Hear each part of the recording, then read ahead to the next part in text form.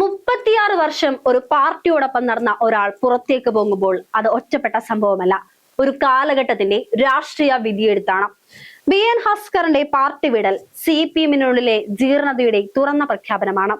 ഒരു കാലത്ത് പാർട്ടിക്കായി ചാവാൻ വരെ നടന്ന ആളുകൾ ഇന്ന് പാർട്ടി വിട്ട് പുറത്തേക്ക് പോകുമ്പോൾ അവരുടെ വാക്കുകൾ വ്യക്തിപരമായ പരാതികളല്ല, മറിച്ച് പാർട്ടി വഴിതെറ്റി എന്ന ചരിത്ര രേഖകളാണ്.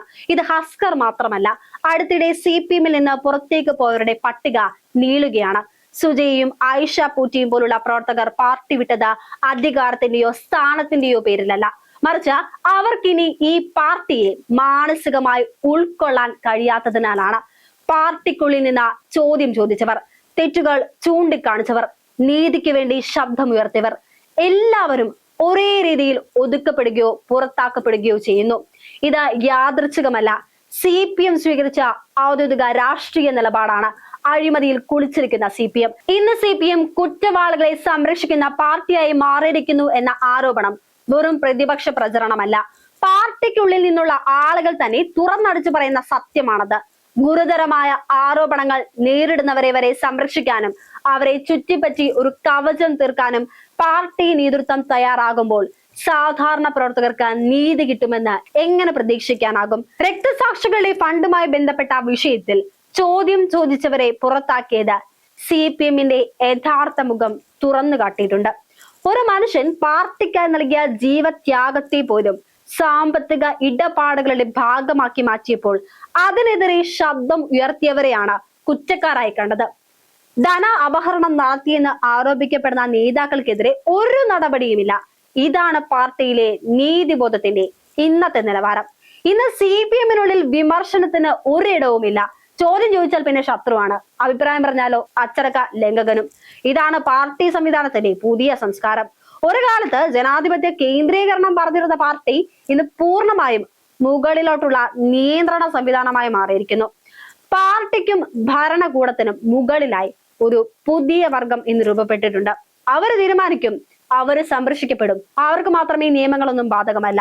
സുജയും ആയിഷ പോറ്റിയും പോലുള്ളവർ പാർട്ടി വിടുമ്പോൾ അവർ പറയുന്നത് ഒരേ കാര്യമാണ്: ഇനി ഈ പാർട്ടിയിൽ നീതിയില്ല. ഇത് ഒറ്റപ്പെട്ട അഭിപ്രായമല്ല, താഴെത്തട്ടിൽ നിന്ന് ഉയർന്ന കൂട്ടായ നിലവിളിയാണ്. കപ്പല് മുഴുവനായി മുങ്ങുന്നതിന് മുമ്പ് ചാടി രക്ഷപ്പെടുകയാണ് സത്യത്തിൽ ഇവർ.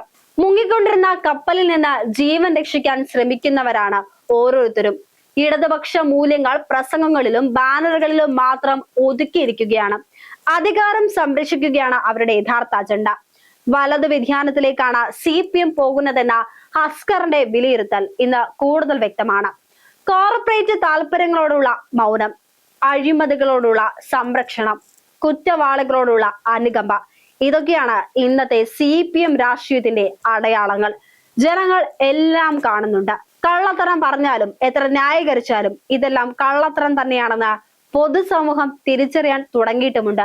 അതുകൊണ്ടാണ് പാർട്ടി വിടുന്നവരുടെ എണ്ണം കൂടുന്നത്. ഒരു കാലത്ത് പാർട്ടിക്ക് ജീവൻ നൽകിയ പ്രവർത്തകർ എന്ന് പറയുന്നത് ഇനി ഈ ഭരണത്തിൽ വിശ്വസിക്കാൻ ഞങ്ങളെ കൊണ്ട് കഴിയില്ല എന്നതാണ്.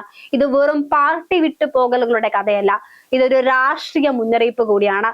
കുറ്റവാളികളെ സംരക്ഷിക്കുന്ന ഒരു പാർട്ടിക്ക് ജനപിന്തുണ നിലനിർത്താൻ ഒരിക്കലും കഴിയില്ല. അഴിമതിയിൽ കുളിച്ചിരിക്കുന്ന ഒരു പാർട്ടിയിൽ ഒപ്പം നിൽക്കാൻ ആവില്ല എന്ന് പ്രവർത്തകർ ധീരമായി വിളിച്ചു പറഞ്ഞ് ഇറങ്ങിപ്പോകുന്ന കാഴ്ചയാണ് നാം കണ്ടുകൊണ്ടിരിക്കുന്നത്. വിമർശനങ്ങളെ അടിച്ചമർത്തുന്ന ഒരു ഭരണത്തിന് ദീർഘകാല നിലനിൽപ്പുണ്ടാക്കുകയില്ല. CPM എന്നൊരു പാർട്ടി എങ്ങനെ ആവരുത് എന്നതിന്റെ ഉത്തമ ഉദാഹരണമായി മാറിയിരിക്കുകയാണ്.